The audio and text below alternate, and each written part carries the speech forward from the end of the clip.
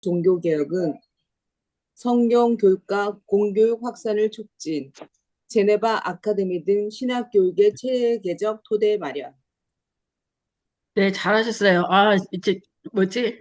읽는 중간에 제가 이제 레코딩을 그때 시작했는데, 죄송합니다. 종교 개혁 이후에 유럽 사회는 이렇게 변했어요. 처음에는 그러니까 서쪽 유럽 쪽에서 우리가 얘기했었을 때 동쪽은 동방 정교라 그랬는데 이렇게 그동안에 연락이 없었기 때문에 그쪽은 그냥 놔두시고 서쪽은 서방 이제 로만 캐톨릭교라고 그랬잖아요.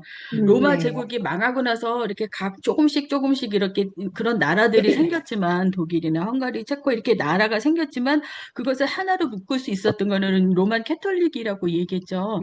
그랬는데 이제 종교 개혁의 이후로부터 이제 기독교에 이렇게 조금씩 이제 다른 서로 다른 파가 생기는 거예요. 그래서 독일은 루터교.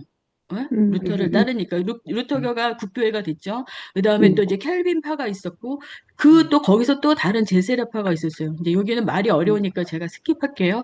그러니까 루터파가 있었고 켈빈의 어떤 이제 장로교가 이쪽에 이렇게 네. 있었고 제세례파가 있었고 그러니까 개신교가 이렇게 다양하게 이렇게 생겼었어요. 그리고 또 이제 평신도에 성경이 읽게 됐죠. 왜냐하면 각 나라 자기 나라의 언어로 저기가 이제 번역이 됐기 때문에 오직 성경 오직 믿음을 이렇게 실천할 수가 있었어요.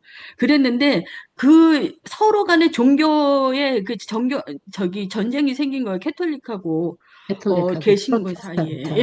예. 왜냐면은, 서로 이렇게 기득권이 있었잖아요. 그러니까, 그래서 그것 때문에 이제 굉장히 많은 전쟁이 있었는데, 그중에서 제일 대표적인 전쟁이 30년 전쟁, 또 네. 위그너들을 학살했어요. 막 음, 죽였어요. 예. 음, 그래갖고 이들로 인해서 산업이 발달하고 이들로 인해서 이제 저기 막 전파가 되고 이러니까 굉장히 위기의식을 느꼈겠죠. 그래갖고, 어, 그래서 거기에서 머물러 있지를 못했었던 거예요. 제네바에 있으면 음, 죽이니까. 그래서 먼 음, 거리가 아니라고 그랬잖아요. 말 타고 와갖고 죽이려면 죽일 수 음, 있는 거리였기 때문에 그렇게 하고 멀리 멀리 갔었고, 그랬는데도 불구하고, 어, 굉장히 악랄하게 싸웠단 말이에요. 예, 캐톨릭과 정말 프로테스탄트하고 그렇게 해서 싸웠어요. 그리고 정치적인 그런 것도 이렇게 변화가 돼서 사회가 변하면 정치적인 것도 변하죠. 그리고 네. 사람들이 이제 또 성경이 자기 나라 언어로 이렇게 번역이 되기 시작하니까 읽게 되고 그 읽음으로 해서 그 안에서 이제 교회 안에 교회가 커지고 그 안에서 또 학교들이 생기고 그렇게 하다 보니까 공교육이 이렇게 발전하게 됐고요. 그 다음에도 여기도 읽어주세요. 네. 사학, 경제적 변화, 프로테스탄트 윤리와 자본주의 정신, 켈비니즘, 근면 검소, 직업 소명의식, 하나님께 드리는 삶 강조, 막스 베버, 프로테스탄트 윤리가 자본주의 발전에 기여, 부의 축적이 죄가 아니라 하나님의 청지기 역할로 인식됨. 다섯 번째, 개인 의식의 변화, 양심의 자유와 자아의 각성, 중세의 집단 종속에서 벗어난 신 앞에서의 개인 책임 부각, 신앙 선택과 성경 해석의 자유 확대, 근대적 자유 인권 사상의 기초 형성. 여섯 번째, 문화예술의 변화, 삶과 신앙이 녹아든 새로운 창작, 성직자 중심의 성화에서 탈피, 일상과 인간 중심 예술 발전, 루터, 찬송가는 설교 못지않은 신앙 교육 도구, 바흐 등 음악가들 종교 개혁 사상을 음악으로 표현, 정리 및 적용, 종교 개혁은 교회 개혁을 넘어서 근대 유럽 사회의 구조와 의식을 새롭게 만들었다. 신앙은 단지 예배의 문제가 아니라 교육, 정치, 경제, 문화에 영향을 주는 삶의 중심임을 보여준다.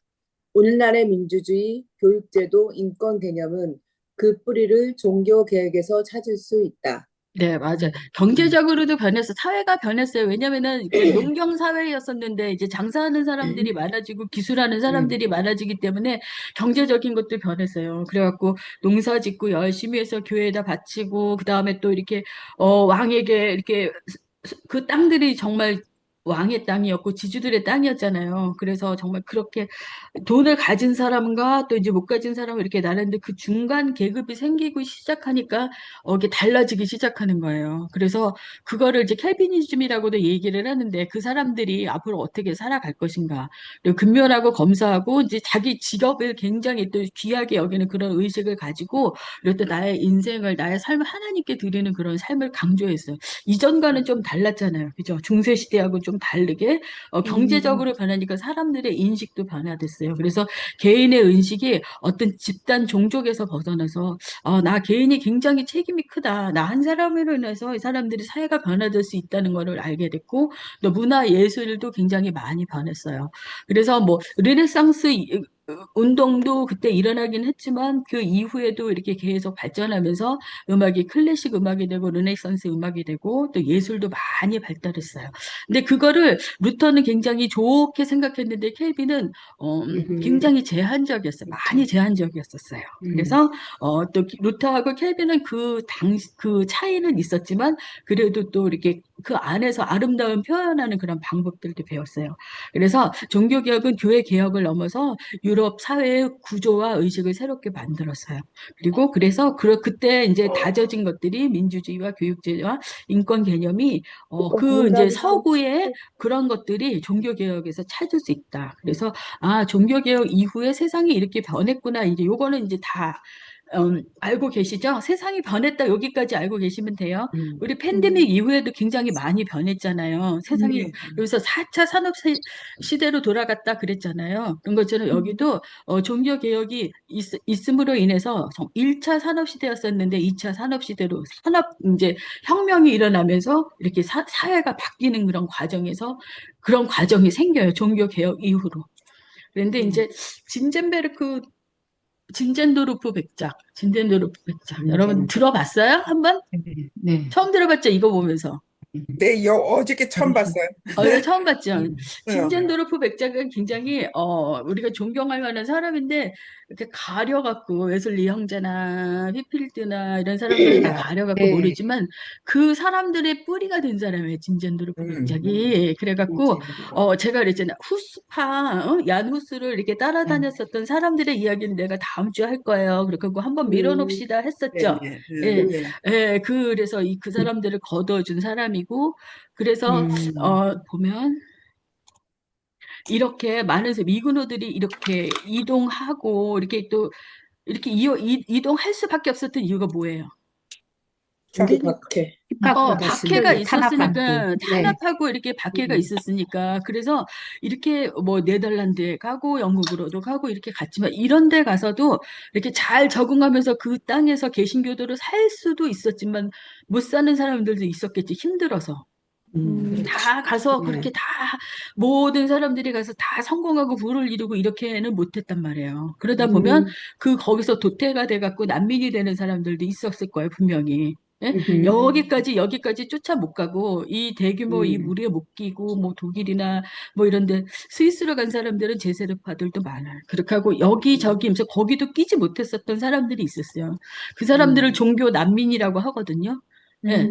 그래서 음, 그 후스파 사람들도 마찬가지였고, 여기는 한 200명, 300명이 같이 다녔었는데, 거기에도 못 끼던 뭐 몇십 명의 Your 그 Google Home isn't 무리들이 set up yet. 있었단 To get 말이에요. started, download the 음, Google Home app on a phone or tablet. 왜 그럴까요? 그랬는데, 그런 사람들을 자기 영지에 거뒀어요. 그러니까 영지가 음, 어디냐면은, 그러니까 이렇게 지도를 보면 여러분들이 다 이해를 하겠죠. 예. 음, 그러니까 왼쪽에 뭐 프랑크푸르트, 베를린, 함부르크 이쪽은 왼쪽은 옛날에 서독이고 여기 음, 드레스타인이니 라이프치히나 이런 거는 동독이었잖아 옛날에. 베를린 예, 동독이, 예, 네, 동독이었는데 음, 그러니까 그 진젠베르크 백작이 있었던 데가 옛날 동독 음, 그쪽에 있었던 것 같아요. 독일 음, 중요 쪽에. 음, 그랬는데 여기에 있었는데 막 사람들한테 사, 살해의 위협을 느낄 정도로 음, 음, 그런 사람들이에요, 이 사람. 얀 후스가 죽은 지 음, 3년, 300년이나 됐는데도 그때도 이 사람들이 지어 다니면서 얀 후스의 그 믿음을 이렇게 따라서 이렇게 지키려고 했었던 사람들을 후스파라고 제가 얘기했죠. 예. 네. 네. 300년이 지났는데도 사람들한테 찍혀갖고, 왜냐면 체코는 종교개혁이 실패했잖아요. 예? 그러니까 캐톨릭 국가니까 자기 땅에서 제대로 살 수가 없었던 거예요. 농사도 못 짓잖아요. 왜냐면 저기 뭐지, 배신자들이니까. 그러니까 여기저기 돌아다니면서 이제 성지 순례가면 우리 갑바도기아 같은 데 가보면은 그 지하 도시로 막 이렇게 들어가고 그러면서도 믿음 지키고 살았던 거 이렇게 보셨잖아요. 그런 것처럼 이 사람들도 그 농사 짓는 땅, 그 사람들이 편안하게 살고 있는 그 거기에는 살지도 못해요. 그러니까 바위 틈에 이렇게 가면서 그런 데 가서 숨어 살고 그러면서 자기 믿음을 지켰었던 사람들이 있었어요. 한 200명 정도에 되는 그런 사람들이 있었어요. 후스파에. 그리고 막 여기저기 이렇게 떠돌아다니던 그런 개혁자들이 있었어요. 그랬는데 진젠베르크 백작이 부자니까 한 소도시 정도 되는 그런 땅을 가지고 있었나 봐요. 그래갖고 여기다가 그러면 내 영지에 와서 살아. 너네들이 그 믿음을 지키려면은 내 영지에 와서 살아. 그래서 처음에 200명을 받아들였고 그 다음에는 유럽을 떠돌는 사람들까지 합쳐서 한 800명까지 모였다고 해요. 네. 그러니까 자기가 이제 있었던 그 땅도 굉장히 컸겠죠. 그렇지만은 이 사람이 어떤 사람이길래 그런 사람일까 하면서 한번 또 읽어보고 갈까요? 여기 진젠도르프 읽어주실래요?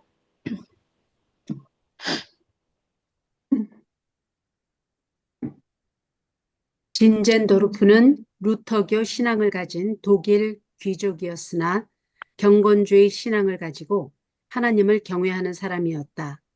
얀 후스와의 직접적인 관계는 시대적으로 약 300년 차이가 나지만 진젠도르프는 얀 후스의 신앙과 정신을 계승한 후예들인 후스파의 후손들과 깊은 관계를 맺고 영적 부흥을 일으킨 인물이다.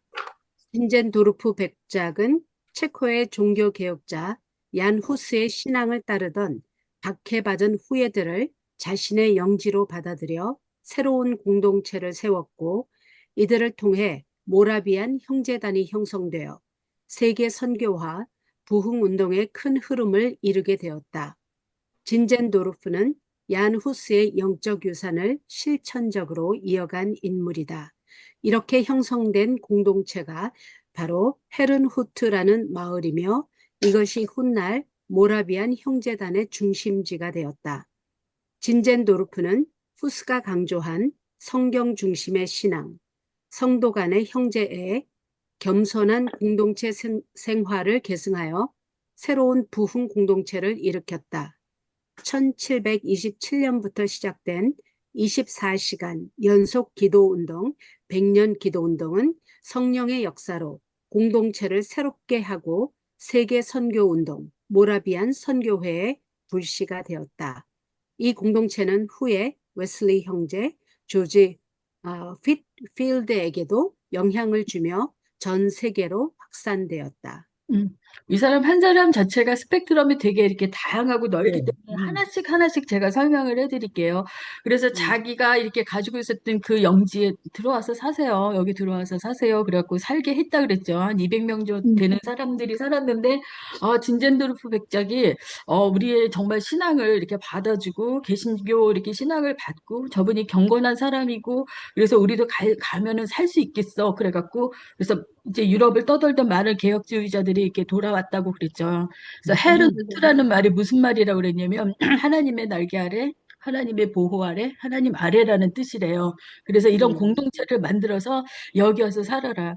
그래서 여기 와서 이렇게 살면서 예배하게 하겠죠. 예배하게 하고 그랬는데 이렇게 이 사람들이 떠돌던 곳이 모라비아라는 그런 지역이었대요. 모라비아. 체코의 모라비아라는 그런 지역에 그쪽에서 온 사람들이 많았는데 그 사람들을 모아서 이제 매일매일 예배하고 하나님께 찬양하고 왜냐하면 이 사람들이 200년 동안 그 신앙을 이어갔었을 때는 그 예배 공동체가 굉장히 중요했겠죠. 예. 그랬기 때문에 그렇게 해서 이렇게 꽁꽁 뭉쳐서 이렇게 살았었기 때문에 매일매일 예배하게 하고 24시간 기도 운동하게 하고 이게 얼마나 100년 동안 이어졌대요. 그 24시간 연속 기도 운동이. 와, 그러니까 이게 너무너무 이제 유명해지기 시작하니까 독일에 가니 800명이 모여서 맨날 기도하는데 소문 안 나겠어요, 그 당시에. 그러니까, 여기에 가면 그렇게 은혜가 된대. 여기에 가면 이 사람들이 그렇게 기도를 하고 성령이 임재를 하고 그렇게 아름다운 그런 곳이 있댄다. 그러다 보니까 소문이 나갖고 영국까지 소문이 난 거예요. 그래서 나중에 이렇게 웨슬리도 여기 오고 휘필드도 여기 조지 휘필드도 여기 와서 이 사람들의 예배의 모습을 보고 깜짝 놀란 거예요. 그래서 이 아름다운 공동체가 이렇게 있었네. 그래갖고 여기 와서 이렇게 함께 예배하는 그런 모습들을 보면서 은혜를 많이 받고 이제 돌아가요, 영국으로. 그리고 이곳에서 이렇게 모였었던 그런 사람들이 우리가 여기서 우리가 예배만 할 것이 아니라 우리가 이제 여기서 회복을 얻었잖아요. 이렇게 떠돌고 다니면서 그렇게 막 그랬었던 사람들이 이곳에서 예배를 보고 그리고 은혜를 받고 성령의 임재를 하기 시작하니까 각 가정마다 자녀들을 선교사로 보내요. 네, 선교사를 보내요. 선교사를 보내는데 어떻게 했냐면 그 이름이 모라비안 형제단이에요. 처음에는. 형제단. 이게 모여서 기도하고 이렇게 돼갖고 우리가 정말로 우리가 선교를 가야 되겠다. 우리가 하나님을 모르는 그런 많은 사람들에게 복음을 전해야지. 그렇게 하고 갔는데 그 사람들이 처음 시작됐는데 그것이 모라비안 선교회예요. 선교회. 들어보셨어요? 모라비아는 많이 들어보셨죠? 네. 네. 예, 들었어요. 선교회가 시초에 제일 처음에 시작됐던 그 선교회가 모라비안 선교회라고 이렇게 들어보셨을 거예요. 그러니까 이 사람의 그 영내에서 이 사람이 이 진젠도르프 백작이 자기가 정말 하나님을 경외하는 그런 신앙을 가지고 있었던 사람이 후스파의 사람들을 받아들이고 개혁주의 마인드를 가지고 있는 사람들을 받아들이고 헤르누트에서 함께 매일매일 예배하고 성령의 임재가 일어나니까 선교회를 만들고 그 뭐 일부러 만들려고 막 만들었겠어요. 그 안에서 불씨가 생기니까 이제 저기를 선교를 가는 거예요. 근데 어디로 갔을까요? 제가 어디로 갔다고 생각? 음? 그린랜드도 가고 아무도 그거 생각하지 못했었던 데잖아요. 그린랜드도 가고 아프리카 저쪽에 땅에도 가고 정말 많은 사람들이 생각하지도 못했었던 그런 곳으로 그 옛날에 히말라야 산맥에도 모라비안들이 갔었대요. 예, 예. 그래서 거기에 있는 방송국 이름이 모라비안 방송국이에요. 어머, 네. 그래서 우리는 왜 히말라야 산맥에, 네팔의 히말라야 산맥에 거기 불교만 믿고 그러는데 무슨 저기를 해. 거기가 그 사람들이 뭐를 믿겠어 그랬는데 아니에요. 그 후예들이 거기다가 방송국을 만들었어요. 기독교 방송국, 모라비안 방송국. 그거를 몇 년 전에 저기 KBS에서 다큐멘터리를 찍어놨는데 요즘에 안 보이더라고요. 제가 그거 저도 봤는데. 너무 놀래죠? 그린랜드 이런 데 가. 이 사람들은 그냥 가서 죽자예요. 다시 안 돌아와. 가서 막 죽을 각오를 하고 가서 이렇게 복음을 전해. 왜냐면 본인들이 이 유럽 땅을 떠돌면서 얼마나 힘들겠어요. 그죠? 네. 얼마나 억울하고 힘든 일 많았고 죽을 뻔했는데 우리가 여기서 이렇게 모였는데 우리가 여기에 모여서 이렇게 맨날 예배하고 우리가 여기가 조사우냐고 이렇게 뭉쳐 있으면 안 되지. 그래갖고 복음을 전하러 가요.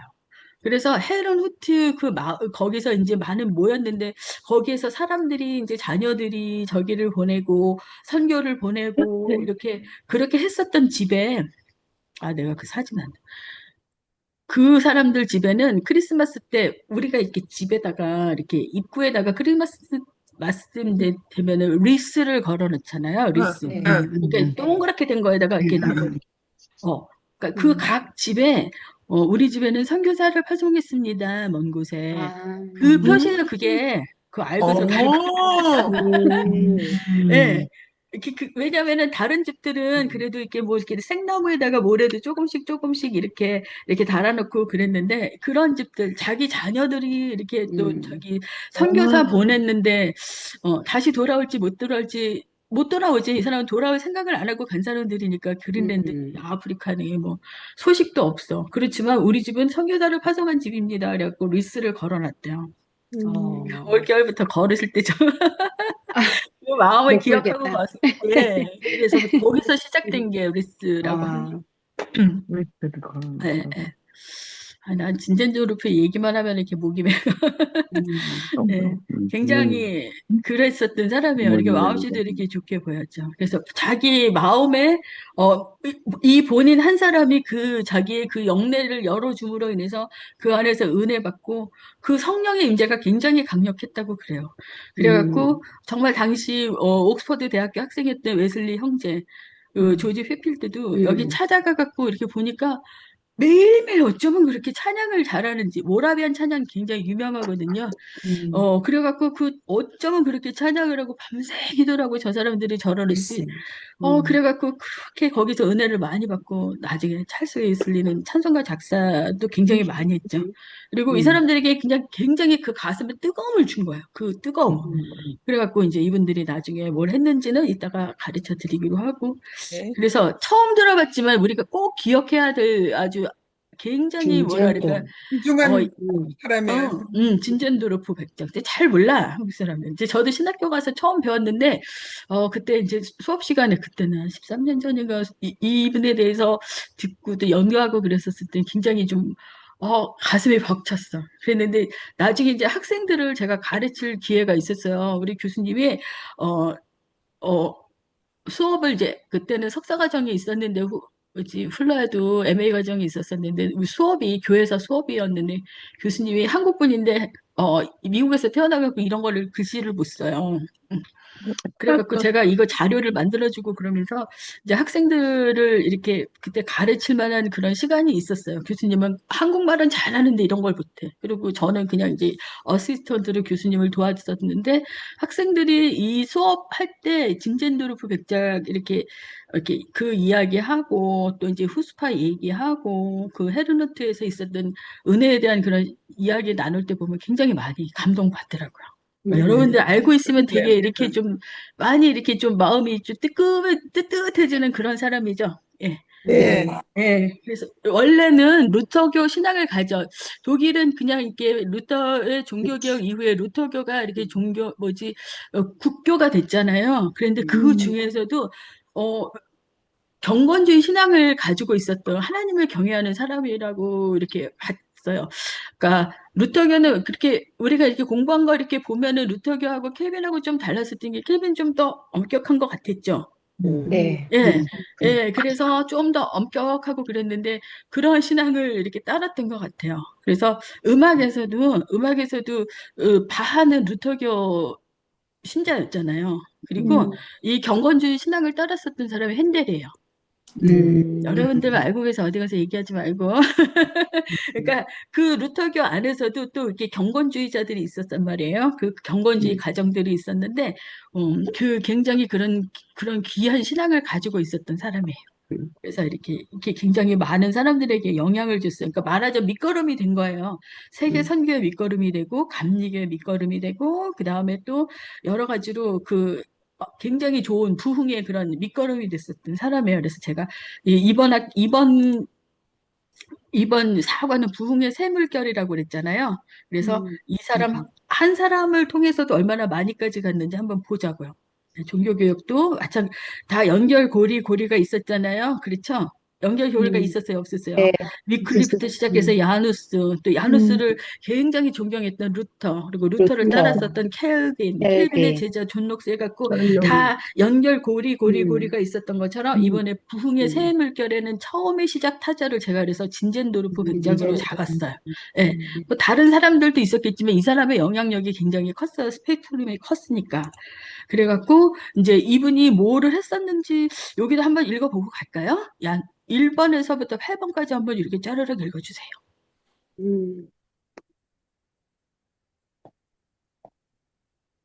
의 유산 계승 15세기 후 스파 운동에서 기원한 공동체로 성경 중심, 교회 정화, 신앙의 실천성을 강조.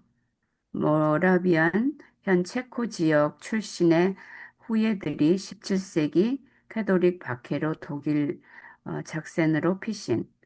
이 진센도르프 백작의 보호와 지도 1722년 진센도르프 백작의 영지에 헤른후트 주의 보호 아래 공동체 설립. 그는 공동체를 단순히 피난처가 아닌 영적 부흥과 선교의 거점으로 이끌었음. 3. 24시간 기도 운동, 100년 기도 운동, 1727년부터 시작된 끊이지 않는 중보 기도 운동은 100년 넘게 지속되었고 선교 운동의 불씨가 되었음. 공동체 전체가 시간표를 나누어 계속해서 기도함. 4. 형제애와 공동체 중심의 신앙, 성직자 중심 교회가 아닌 평신도 중심의 영적 공동체 지향, 겸손, 사랑, 순종, 용서가 실천되는 형제 공동체 추구, 교회 건물 중심이 아닌 삶 중심의 신앙 실천 강조. 5. 세계 최초의 선교 공동체 모라비안 형제단 1732년부터 본격적인 선교 시작. 노예가 있는 지역, 미전도 지역을 포함한 적극적 선교. 평신도 선교사들이 파송되어서 서인도 제도, 북아메리카, 그린랜드, 아프리카 등으로 퍼짐. 가라, 죽을 각오로. 라는 정신 아래 선교 헌신. 6. 음악과 찬양의 공동체. 감리교 LTD도 이러한 문화에서 영감을 받음. 풍성한 찬양 문화, 찬송가, 음악 예배, 예배 모임이 활발함. 찰스 웨슬리도 모라비안 모임에 참석하며 영적으로 깊은 감동을 받고 찬송시를 씀. 7. 일상 속의 경건, 경건주의와 유사, 일과 예배, 기도와 노동, 말씀과 생활이 분리되지 않음, 하루를 주님 앞에 사는 삶을 공동체적으로 훈련. 8. 신학적 특징, 교리적으로는 루터 교회에 가까우나 형식보다는 실천과 성령의 체험을 더 중시. 회심, 기도 강조. 네. 그래서 제가 이렇게 정리를 했는데 이게 그래서 그런데 참 그 훌륭한 일을 했지만 이게 뭐가 그렇게 중요할까 이렇게 생각해 보면요. 이게 보면은 당시에 이 지도를 보잔 말이죠. 여기 이제 이렇게 해서 각지에서 이렇게 모여들어서 자기 땅에서 이렇게 살게 했잖아요. 자기 땅에서 살게 했었을 때 내가 땅을 빌려줄 테니까 다른 사람들은 그랬겠죠. 내가 땅을 좀 빌려줄 테니까 농사를 지어서 나한테 이렇게 좀 바쳐라.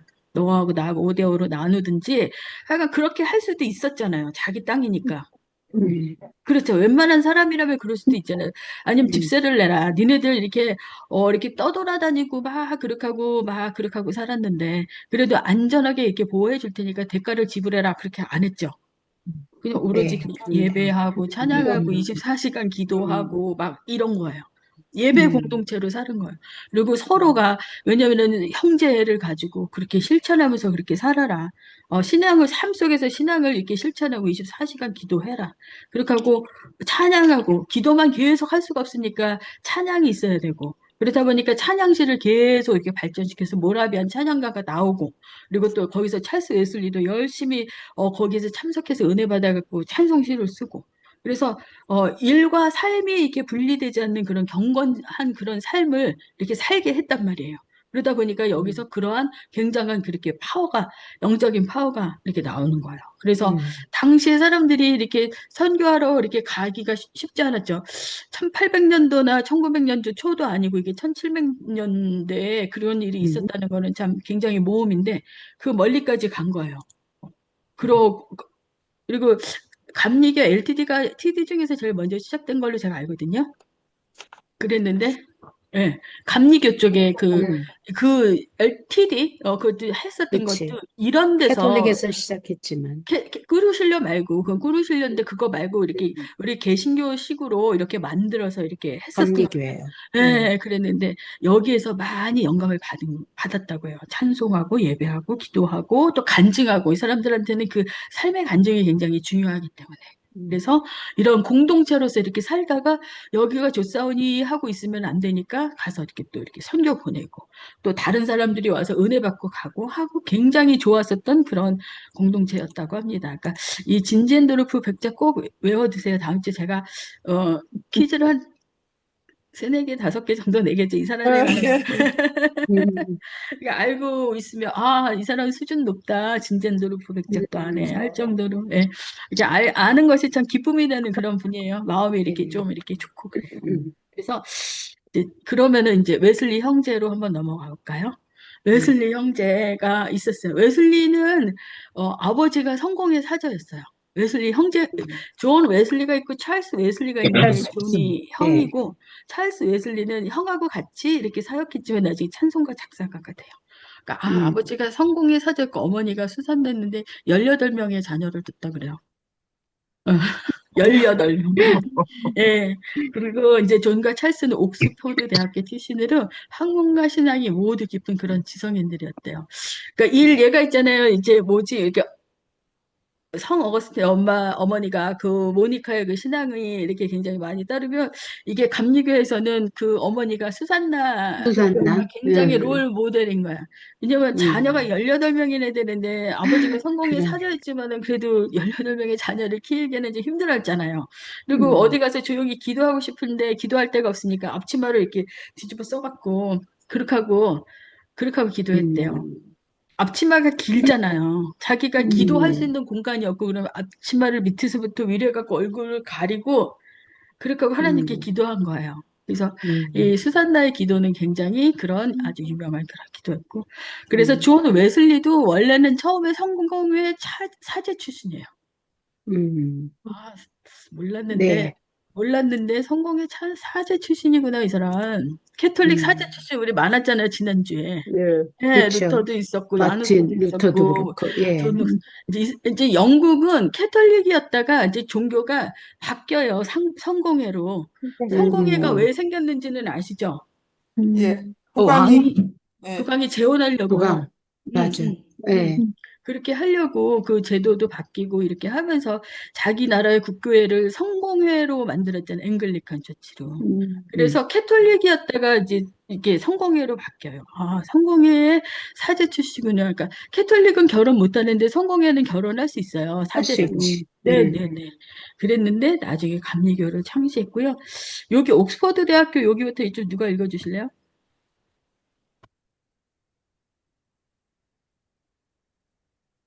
여러분들이 옥스퍼드 대학교 재학 중 음, 동생 찰스 웨슬리와 함께 홀리 클럽을 조직하여 경건한 삶과 선행을 실천하였고 음, 이로 인해 감리주의자라는 별명을 얻게 되었다. 1738년 런던 올드스케이트에서 가슴이 뜨거워지는 회심 체험을 한 후 그는 복음 전파에 헌신하며 영국 전역을 순회하는 평신도 중심의 야외 설교 운동을 이끌었다. 그는 특히 가난한 자, 광부, 죄수, 어린이 등 사회적 약자를 돌보는 복음을 강조하며 믿음으로 구원을 받고 음. 거룩한 삶으로 열매를 맺는다는 신앙과 행위의 통합을 가르쳤다. 그의 사역은 영국과 미국의 감리교 운동의 시초가 되었고 이후 세계 감리교의 기초가 되었다. 네, 그래서 여기에서 영국에서 이렇게 감리교 운동을 했는데 영국과 미국의 감리교 운동이 시체가 되었다 하는 거는 뒤에서 말해 줄게요. 나중에 이렇게 미국으로 전도 운동을 가기 때문에 그곳에서 감리교 교회가 이제 미국에서도 이렇게 열리게 되는데요. 자, 봅시다.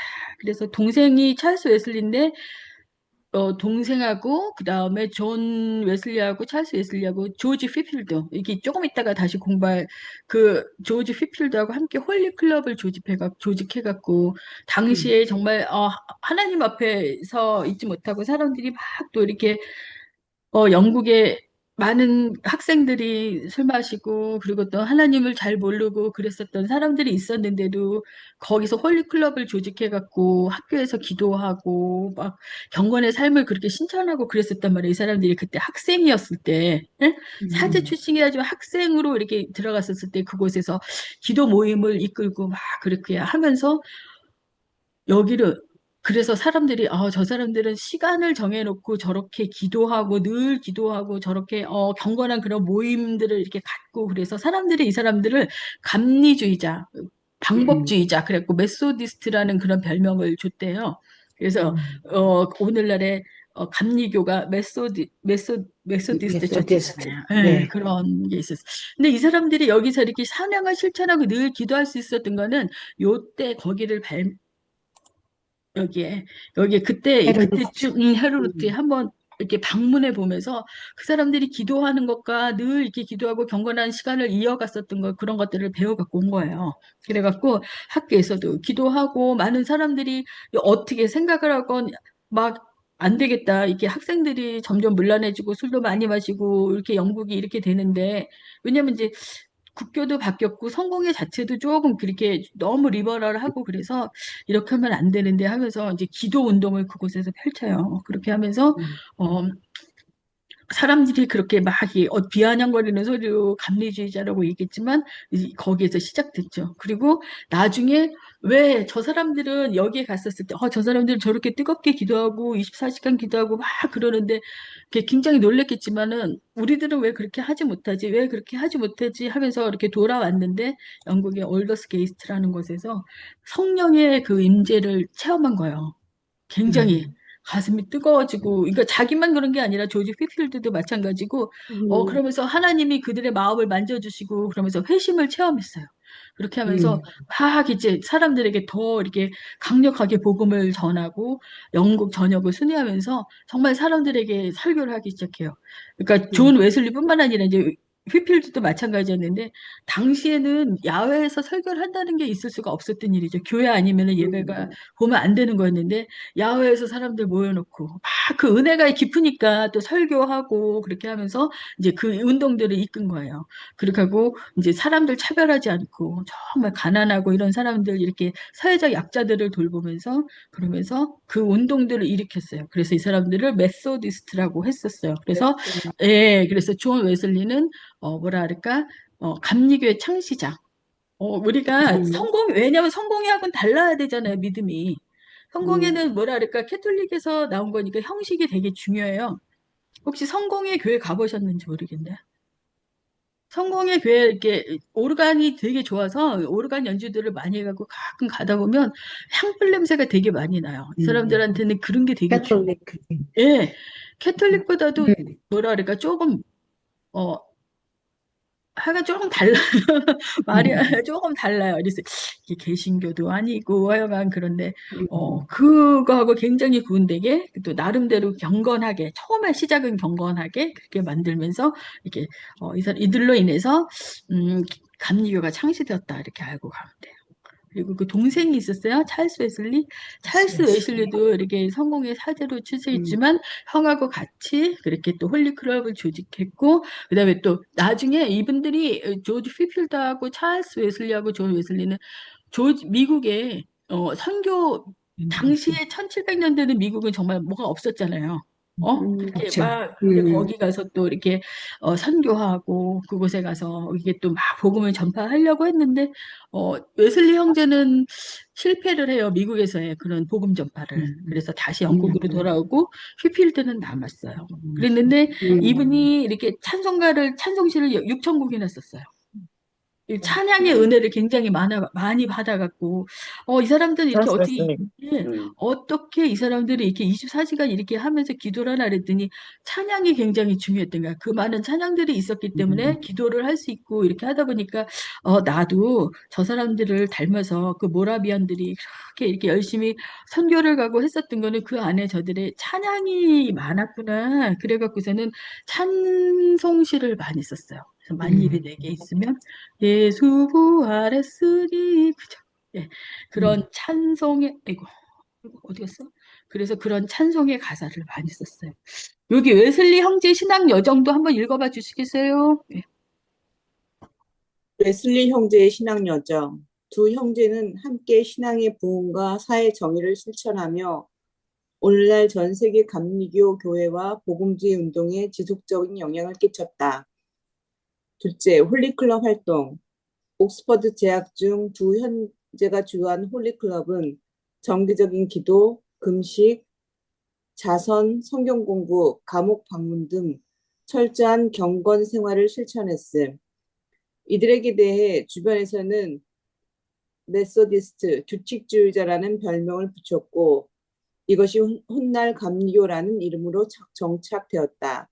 3. 실패한 미국 선교 회신.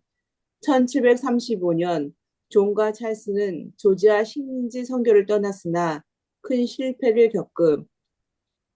귀국 도중 만난 모라비안 형제단의 단순하고 깊은 신앙에 큰 충격을 받은 1738년 런던 알더스게이트 거리의 모리비안 모임에서 존 웨슬리는 내 마음이 이상하게 뜨거워졌다는 회심 체험을 하게 돼. 찰스도 비슷한 시기에 회심. 네, 그러니까 말하자면 이제 형제가 둘 이제 둘이서 이렇게 열심히 그렇게 홀리클럽을 활동을 하고 그렇게 하고 이제 또 그 믿음을 가지고 사회적인 그런 정의를 신천했고 그다음에 나중에 이렇게 선교도 갔었어요. 그랬는데 선교를 갔었는데 그렇게 크게 저기 뭐지 성공을 못했어요. 다 그래서 오는 길에 풍랑을 만났는데 그 배에 같이 타고 있었던 모라비안 형제였던 그 사람들이 기도하면서 그래도 이렇게 하나님의 뜻을 구하고 정말 겸손하게 이렇게 기도하는 그런 모습을 보면서 다시 우리가 또 겸손해야 되겠다. 우리가 들떠서 막 여기 이렇게 선동만 하고 다니면서 그렇게 이렇게 선포만 하고 다니는 것이 아니라 귀한 신앙을 저들에게 배워야 되겠다 하는 그런 마음으로 이렇게 다시 돌아왔어요. 실패한 마음으로 돌아왔지만 하나님의 은혜 주셔서 그래서 또 이들이 다시 한번 회복되어서 영국 감리교를 이렇게 창시하고 이제 그런 귀한 그런 사역을 하게 되었다고 합니다. 그랬는데 이제 우리 이 시간에 우리 많이 부르는 찬송가인데 찰스 웨슬리에 대해서 뭐 얘기할 거 없을까 잘 몰라 잊어먹었을 때 이 찬송가만 기억하시면 돼요. 마이크 끄고 같이 부르셔도 돼요.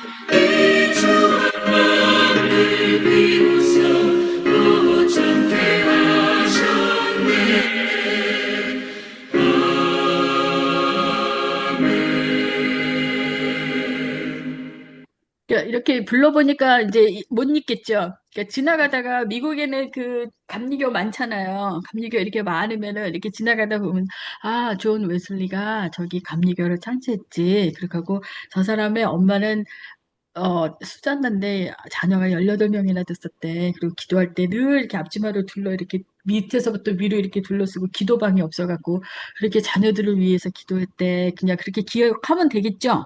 그리고 이렇게 만일이 내게 있으면 이 찬양 부르거나 전부여 의지 없어서 그 찬양도 찰스 웨슬리가 작사한 거란 말이에요. 그리고 예수 부활했어 이런 찬송가를 굉장히 많이 작사를 했는데 찰스 웨슬리가 그렇게 기도를 많이 하고 은혜를 받고 그러면서 저 사람이 옛날에 헤르누트 가서 이렇게 은혜도 많이 받고 그렇게 하고 또 성령의 그 임재를 느끼면서 찬송시를 그렇게 많이 썼네. 동생은 그렇게 기억하시면 되겠죠? 네. 네, 아유 감사해요. 여러분들이 다음 주에 듣기 평가를 한번 또 내볼 거야. 제가 그러다 보니까 왜 존 녹스하고 저기 이렇게 장로교를 이렇게 만들었고 감리교는 무슨 차이가 제가 교재에다가 이거 넣는 거를 깜빡했어요. 다음 주에 넣어드릴게요. 죄송해요. 이렇게 만들어 놓고 잊어먹어 자꾸. 장로교 그러니까 영국 장로교 시작은 누구예요? 보면 존 녹스가 시작했잖아요. 그리고 감리교는 존 웨슬리하고 찰스 웨슬리를. 근데 이 옥스퍼드 대학 출신이니까 이 사람들이 자 보세요. 존 녹스의 그 스코틀랜드는 좀 북쪽이란 말이에요. 그렇죠. 그리고 여기는 존 웨슬리하고 찰스 웨슬리 원래 주 활동 무대가 런던 쪽이죠. 예, 예. 그러니까 이렇게 남북이 갈려듯이 이 나라가 이때부터 이렇게 서로 이렇게 종교적으로도 갈려 있었어요. 그 나중에 보면은 알겠지만 북쪽 사람들은 존 녹스의 이렇게 그러니까 뭐지? 스코틀랜드. 장로교 팔로워들이 많았고, 아, 또 이렇게 이쪽에는 뭐 성공회도 있었지만, 존 웨슬리, 찰스 웨슬리 그 감리교가 이렇게 남북으로도 약간 좀 지역적으로 제가 일부러 갈라놓겠다는 게 아니라 좀 다르구나라는 거 이렇게 알고 가시면 좋겠어요. 그래서 스코틀랜드 종교 개혁에서 먼저 생긴 거예요, 장로교가. 그리고 영국 복음의 이제 부흥 운동이 18세기에 생겼어요. 그러니까 이거는 스코틀랜드 종교 개혁은 대상이 누구였어요? 캐톨릭. 캐톨릭. 영국 여기 부흥 운동 이거는 대상이 누구였어요? 성공회. 그게 다른 거예요. 성신도. 네, 그러면 제가 다음 주에 또 물어보겠죠. 네, 음. 물어보고 말 테다. 그리고 여기는 이제 장로교는 개혁주의를 그 신학을 따랐으니까 켈빈주의하고 예정론을 강조했고 여기는 알미니우스주의예요. 그래서 자유의지, 보편적 구원 가능성을 강조. 그래서 장로교하고 감리교하고 이렇게 차이가 있어요. 장로교는 그러니까 켈빈주의하고 예정론을 딱 강조하고 뭐 이렇게 좀 엄격한 게 있으면 알미니우스주의는 약간 조금 자유의지. 이렇게 쉽게 제가 이렇게 설명하기가 어려운 그런 게 좀 달라. 그리고 장로교는 장로의 정치가 중심이고 목사하고 장로 중심이고 감리교는 감리 좀더 이게 그래서 교회가 큰 교회도 이게 목사가 자주 바뀌잖아요. 네, 감리교회는 자주 바뀌어요. 그리고 교회 목사이기 이전에 감리사기 때문에 본부에서 그리고 또 이게 본부에서 통치해요. 그 감리교는 그러니까 유나이티드 메소디스트 UMC 같은 데는 UMC. 거기서 이래갖고 어느 날 갑자기 저기 일사단합감리교 이런 데 목회 잘하고 계시는데 다른 데로 가시고 막 이러잖아요. 네, 그런 거죠. 미국 교회도 마찬가지고. 그래서 담임 목사 중심이 아니에요. 그리고 또 여기는 구원은 전적으로 하나님의 주권에 의해서 이렇게 주어진다 그랬는데 여기는 약간 조금 달라. 구원은 하나님의 은혜에 가운데.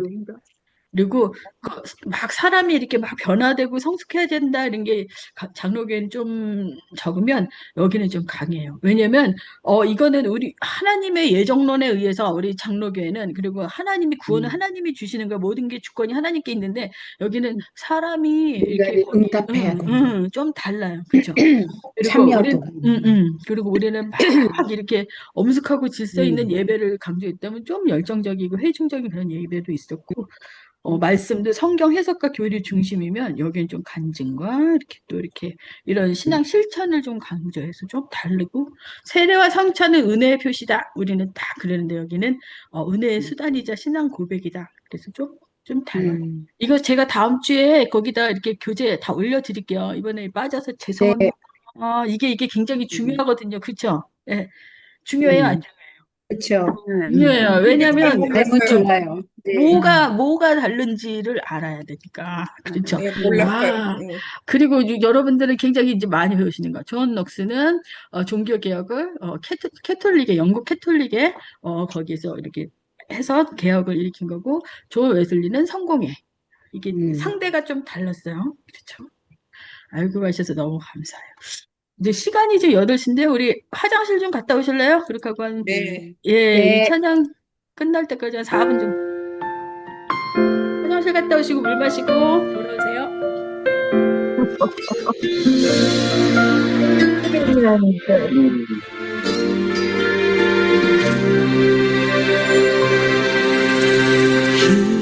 기도할 때 상한 맘 만지시며 내 모든 상처 치료하시네.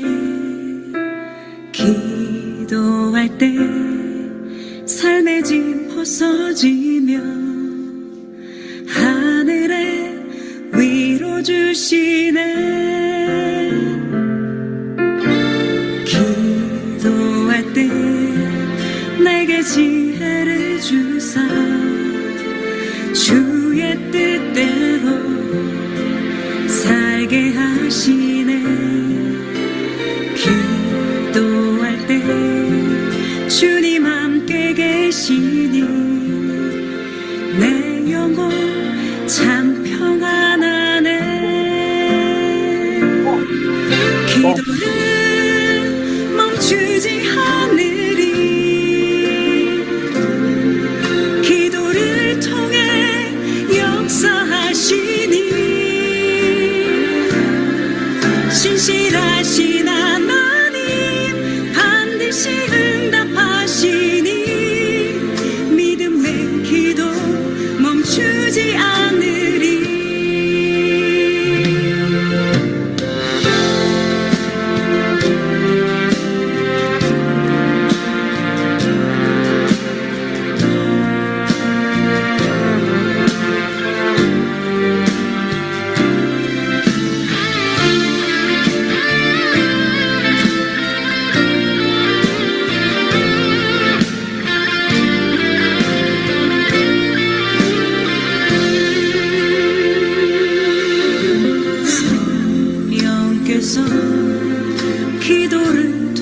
오시니 지친 내 영혼 새 힘을 얻네 내 연약함 모두 고백할 때에 주께서 용서하시네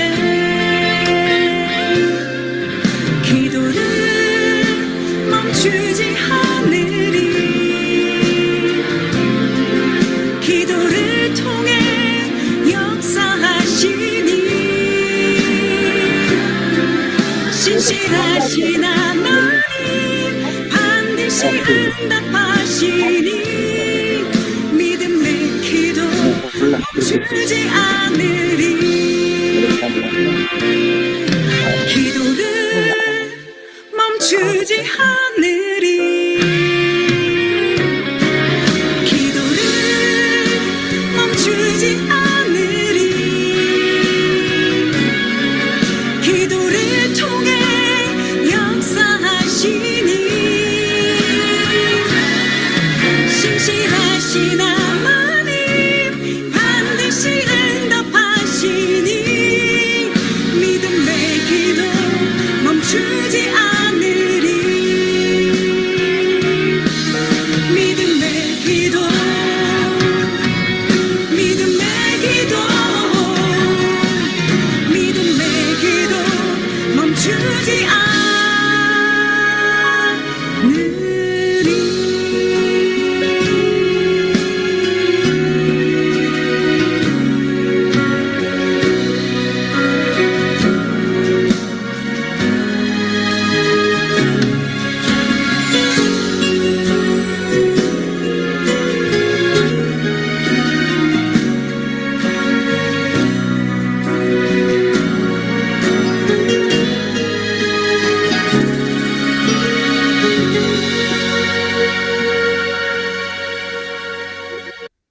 화장실 다녀오시고 물 드시고 좀 이렇게 쉬셨어요? 예.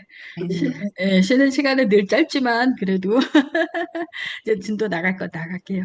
이 찬양은 이제 원래 다른 찬양을 준비했다가 그 이렇게 많은 기도를 많이 하고 그렇게 하고 사람들이 또 그렇게 그 믿음을 이렇게 표현할 수 있는 찬양이 뭘까 있을까 그러다 제가 요즘에 굉장히 많이 좋아했었던 찬양이라서 이 기도의 능력이라는 찬양을 골라봤어요. 그래서 그냥 또 이렇게 나누고 이렇게 또 선교사님들이 이렇게 동영상 보다가 또 찬양 들으시면 되게 좋아하더라고요. 저번에 충만도 올렸을 때도 좋아했고 그래서 오늘은 무슨 곡을 고를까 그러다가 이 찬양을 한번 골라봤었어요. 자, 감사합니다. 예, 이렇게 헤르누트에 이렇게 모여서 여기 옥스포드 홀리 클럽에 있었던 사람들이었는데 여기에 같이 갔었던 사람 중에 찰스 웨슬리, 존 웨슬리, 찰스 웨슬리 그 다음에 또 한 사람 누가 갔다 그랬어요? 조지 웨슬리. 조지 휘필드에 대해서 이제 또 이 얘기를 이렇게 나눠봐야 돼. 이 영향력이 얼마나 컸는지 이제 이번에는 진젠베르크 거기 모여서 함께 기도하고 모여서 이렇게 기도하고 그러면서 이제 영국의 감리교가 이렇게 또 이렇게 창시가 되는 그런 영향력도 이렇게 끼쳤다면은 조지 휘필드는 미국으로 와요. 미국으로 오게 되는데 여기 이렇게 마이크 키신 분이 여기 출신과 교육 한번 쫙 읽어보실래요?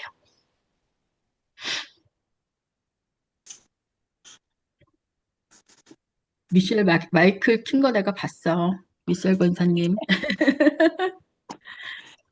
조지 위필드 1714년 영국 출생 1770년 미국 매사추세츠에서 사망 출신과 교육 영국 글로스트 출신 가난한 여간집 아들로 자람 옥스퍼드 대학교 재학 중 웨슬리 형제와 함께 홀리 클럽 활동에 참여 웨슬리보다 먼저 강한 회심 체험을 경험하고 복음을 설교해야 한다는 강한 부르심을 느낌 이 회심과 성령 체험, 성경을 깊이 묵상하며 중생의 확신을 얻고 하나님의 은혜에 대한 강한 체험을 가짐. 루트와 어거스틴의 저작에서 영향받아 인간의 죄와 하나님의 은혜의 절대성을 강조하게 됨. 윗필드의 설교 사역 3. 야외 설교와 대중 부흥 운동 성공회 교회에서 설교 허가가 거절되자 야외 설교를 시작함. 한 번의 설교에 수천 명이 모이는 대중복음 전도 집회가 시작됨. 탁월한 목소리와 표현력으로 청중을 울고 웃게 만드는 설교자로 알려짐. 칼빈주의적 신학 입장. 웨슬리와는 달리 칼빈주의 예정론을 확고히 따름. 이로 인해 웨슬리와는 구원의 보편성, 내 선택 문제로 갈등을 겪음. 그러나 우정을 유지하며 연합 사역도 네, 지속하셨습니다. 예. 그리고 여기에 이렇게 주황색 통에 있는 것도 한번 이렇게 읽어주시겠어요? 그는 그는 해심과 부흥의 불꽃을 영국과 미국 전역에 퍼뜨린 대중복음 설교자였으며 칼빈주의 신학 위에 뜨거운 복음 전도 열정을 가진 복음주의 부흥 운동의 선구자였다. 그의 설교는 오늘날 복음 집회의 모델을 세운 인물로 평가된다. 네. 그러니까 이거를 이렇게 잘 보셔야 돼요. 같이 헤로누트에 가서 은혜를 받았고, 그렇게 하고 같이 홀리 클럽을 만들어서 거기서 했지만, 이 사람은 메소디스트는 아니에요. 그런 예, 칼빈주의, 예. 그래서, 음. 그러니까 목사님들이 조지 휘필드 얘기는 우리는 장로교니까 조지 휘필드 얘기는 잘 하시는데, 웨슬리 형제 이야기는 잘 안 한단 말이에요. 이 사람들은 감리교 사람들이라. 예? 예, 그랬는데, 휘필드의, 우리 담임 목사님도 조지 휘필드 얘기 여러 번 하셨어요. 들어보셨겠죠? 기억나시죠? 그러면서 그 설교의 그 열정적인 설교에 관한 이야기들을 많이 했단 말이에요. 그러니까, 먼저 이렇게 또 웨슬리보다도 먼저 강한 회심하고, 그때 성령의 그 체험을 경험했는데, 이 사람에게 하나님께서 보여주셨던 들려주셨던 그 이야기, 복음을 전해야 된다는 그런 것을 받았단 말이에요. 그래서, 확신을 얻고 그렇게 하고 말씀에 대해서 이렇게 전해야 되는데 이걸 어떻게 전해야 될까 그러다가 마틴 루터하고 성 어거스틴의 저작에서 굉장히 영향을 많이 받아서 그것을 가지고 사람들에게 전하기 시작해요. 그랬는데 이제 이들은 다 성공의 출신이잖아요. 성공의 출신이니까 거기서 설교하기를 원했지만 거기서 원치를 않는 거예요. 얘는 좀 다르잖아 너네들은 우리하고. 그래갖고 열어주지 않아서 야외에서 원래는 다들 예배는 교회에서 경건하게 봐야 되는 그런 전통이 있는데도 불구하고 예배 장소가 없으니까 야외를 가갖고서 거기서 말씀을 전하는데 조지 피필드는 목소리가 되게 컸대요. 그래갖고 막 그렇게 너무너무 열정적으로 이렇게 말씀을 전하고 그러면 사진도 그렇게 다르네. 응. 그래서 사진도 달라. 남들은 다 이렇게 얌전하게 있는데 자기 혼자서 혼자서 부흥사니까 일부러 제가 또 사진도 이걸 가지고 왔어요. 아니면은 이 사람 이렇게 휘필드를 이렇게 찾아보면은 사람들이 막 야외에서 모여갖고 있는데 거기서 이렇게 말씀 전하는 그런 모습이 있거든요. 그래갖고 사람들한테 막 그렇게 열정적으로 이렇게 설교를 했던 거예요. 그래갖고 그러면은 그 말씀이 얼마나 좋아. 야외에 나와서 교회도 아니고 야외에 나왔지만은 밖에 나와서도 이렇게 말씀을 전하는 사람이 있고 그리고 또 이렇게 외치게 크게 이렇게 이렇게 막 열심히 선포하는 사람이 있구나. 그래서 사람들에게 많이 알려주고 휘필드는 그런 복음 전도자로서 이렇게 알려줬어요. 그리고 또 웨슬리와 달리 켈빈주의 예정론도 확고히 따랐어요. 그러니까 이 사람의 그러니까 색깔은 약간 장로교 색깔이 많죠. 네. 그렇죠. 네. 우리 어거스틴의 저작의 성역 있습니다. 받고 켈빈의 예정론을 따르고 그래서 우리가 같이 가서 여기 가서 은혜를 받고 홀리클럽 출신이기는 하지만 색깔은 달라. 그렇지만은 서로 저기는 아니어서 싸우거나 그러지는 않았어요. 좀 달라요.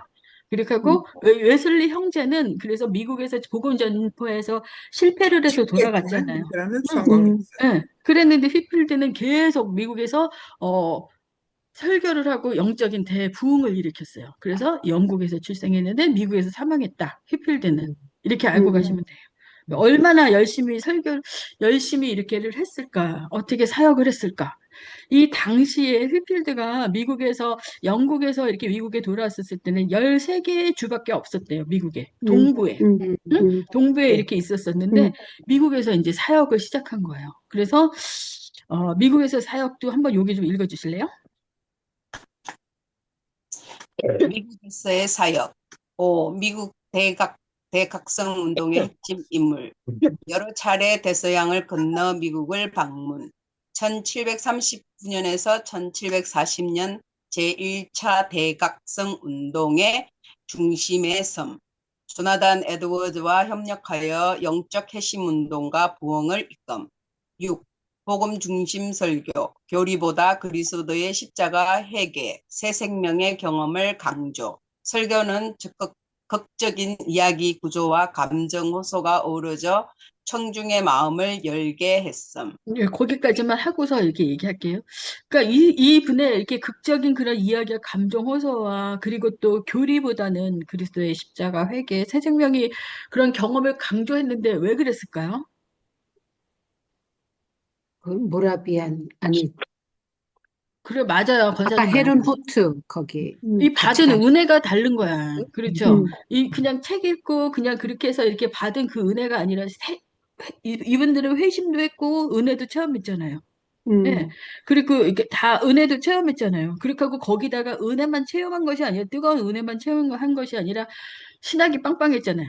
그렇죠? 자기네들이 이렇게 있었기 때문에 자신 있게 전할 수 있었던 거는 하나님의 그 은혜를 체험했었고 그게 정말 그게 확고했었기 때문에 사람들한테 전할 수가 있었고 그리고 또 목소리도 컸고 그렇게 하고 열정도 있었고 그래서 이 사람이 한번 이렇게 복음을 이렇게 여기 저기 다니면서 이렇게 전하고 다니면 많은 사람들이 모였대요. 이렇게 이 아래까지 조지아는 당시에는 거의 정글이나 마찬가지였는데 이런데도 말 타고 다니고 그러면서 차는 그때 당연히 없었기 때문에 그랬겠지만 말 타고 다니면서 이렇게 복음을 전하고 그랬었대요. 여기까지. 많은 사람들이 돌아왔대요. 그거를 1차 대각성 운동이라고 하거든요. 그랬는데 이제 조금 있다가 이제 조나단 에드워즈에 대해서 얘기할 거지만 위필드는 여기서부터 여기까지만 다녔어요. 응? 조지아에서부터 뉴욕 있는데 펜실비아까지. 그리고 요 위에 쪽 이렇게 동부 보스턴이나 저쪽 위쪽은 저기 누구지? 조나단 에드워즈. 그러니까 이 13개 주가 식민지였었는데 여기서 아주 부글부글 끓은 거예요. 그래갖고 그것을 제1차 대각성 운동이라고 합니다. 네. 들어보셨죠? 대각성 운동에 대해서는 좀 이렇게 들어보셨어요. 목사님도 가끔가다 네. 얘기하시고 그러는데 대각성 운동이 있었어요. 1차가 있었으면 2차도 있었겠죠. 네. 2차도 있었어요. 2차는 좀 색깔이 달라. 조금 이따 얘기해 드릴게요. 그랬는데 1차 대각성 운동은 말씀으로, 영성으로, 정말로 사람들을 정말 회개하고, 정말 그 사람들이 주님께 돌아오게 하는 그런 설교를 했단 말이에요. 근데 여러분들이 그러면은 여기서 이제 궁금해 하시고, 이제 질문을 하셔야 돼요. 왜냐면, 이 사람들이 당시에 그리고 청교도였고 그리고 또 미국이 기독교 국가였고 그리고 그랬는데 왜 이 사람들이 영적인 회심이 왜 필요하고 다 교회마다 다 있고 그런데 왜 그런 일들이 일어났을까요? 하고 질문이 생기겠죠. 네. 생기겠죠. 왜 그래요? 네. 신앙의 그거를 피해서 여기까지 왔는데 이 사람들이 그래갖고 신앙의 자유를 얻어서 교회도 짓고 열심히 이렇게 하고 있었는데 이 사람들이 왜 필요할까요? 했겠지만 미국으로 온 사람들의 대부분이 다 청교도로 인해서 시작됐지만 다 믿음을 가지고 있었던 사람들은 아니에요. 유럽에서 많이 오면서 죽었어. 믿음을 버리고 온 사람도 많고 많이도 죽었지만 뭐랄까 도 식었고. 누가 옆에서 위그노들이나 이런 사람들처럼 죽이자고 니네가 종교를 가지고 있어? 니네가 개혁적인 신앙을 가지고 있어? 그러면 죽이겠다고 달려드는 사람이 있어요? 없어요? 박해가 없었네. 박해가 없지. 그러니까 사람들의 영적인 긴장감이 떨어지는 거예요. 처음에 왔었을 때 메이플라워를 타고 왔었을 때 그때 그 간절함이 없는 거예요. 그리고 이 땅은 뭐 하다 보니까 뭐가 풍요해. 뭐 이렇게 농사지면 잘 되고 그냥 이렇게 하다 보니까 영적인 그런 긴장감이 떨어져요. 2대, 3대쯤 되니까. 그리고 그냥 유럽에서 막 살던 사람들도 막 들어오기 시작하는 거예요, 여기에. 그래갖고, 그래서, 교회가 잘 될 것 같았지만은 사람들이 그 영적인 기강이 무너졌어요. 그때 조지 필필드가 여기서부터 여기까지 다니면서 막 복음에 대해서 설교하고, 그리고 또 웨슬리하고 찰스 웨슬리하고 존 웨슬리 실패해서 돌아가고, 이 북쪽에서는 이제 조나단 에드워즈가 그렇게 설교하면서 말씀으로 돌아오게 하고, 그래서 막 이 13개 이쪽이 동쪽이 완전히 부글부글 끓었대요. 그거를 1차 대각성 운동이라고 해요. 그렇구나. 그래서 이 사람들이 말씀으로 돌아오게 하고, 말씀으로 이렇게 가르치고 이러면서 굉장히 뜨거웠었던 그런 시절이 있었어요. 그리고 저 밑에, 근데 그 기간이 오래되지 않아. 2년. 한 2년, 3년인데 부글부글 끓었었던 그 시절이 오래 가지 않아요. 그 이야기는 조금 있다가 어저께 목사님도 잠깐 힌트를 줬는데 잠깐 얘기해 드릴게요. 휘필리의 영향력도 얘기해 주세요. 7. 복음주의 전도의 선구자. 전례 없이 넓은 청중을 대상으로 설교하며 현대 복음주의 대중 전도 집회의 모델을 제시함. 미국에서는 장로교, 감리교, 침례교 등 다양한 교단 부흥에 기여함. 8. 끝까지 복음을 전하다가 순종의 삶을 마침. 1770년 미국 뉴베리포트에서 설교 중 건강이 악화되어 설교하던 도중 사망. 나는 마지막까지 말씀을 전하다 죽기를 원한다는 바람대로 생애를 마무리함. 네. 그래서 정말 이 사람이 여기를 이렇게 뒤흔들고 다니면서 그렇게 막 이렇게 전파하고 다니고 그래서 사람들이 다시 주님께로 돌아왔죠. 그래서 정말 다시 이렇게 그런 영적인 그런 대각성이 일어나고 다시 미국에 복음의 그런 불이 붙기 시작해요. 그리고 장로교 아니면 또 이렇게 또 감리교에도 영향을 주고 장로교 그리고 또 미국에 또 침례교가 생겼는데 많은 교단의 부흥에 또 기여를 했어요. 그리고 마지막까지 열심히 이렇게 복음 전파하다가 영국에서 출생했지만 미국에서 사망했어요. 그래서, 그렇구나. 이렇게 13개 이렇게 또 이렇게 주가 있었었는데 그때 그 당시에 식민지라는 말은 빼서요. 제가 지도를 가져올 게 없어갖고 이렇게 이걸로 가져왔는데 식민지는 아니고 당시에 미국에 있었던 그런 어떤 주가 이렇게 있었었는데 홍보에 있었던 그걸 말하는 거고 이쪽을 여기 뉴욕 밑으로 이쪽은 조지 휘필드가 열심히 전했고 이쪽은 이제 조나단 에드워즈가 그렇게 열심히 전해서 대각성이 일어났었구나. 네. 그 각성이 어떤 각성인지 이제 조나단 에드워즈를 이렇게 공부하면서 제가 알려드릴게요. 그랬는데 여기서 내가 이거 미리 하고 갔었어야 되는데. 청교도 운동. 이거는 제가 이제 거기에 써놨죠. 그 자료에 네. 써놨는데 청교도 운동은 이제 영국 국교회 개혁을 바라는 개신교 그룹에서 일어난 거예요. 청교도 운동은 국교회 성공회 개혁을 바라는 거기서 일어난 거예요. 캐톨릭 아니에요? 청교도. 예.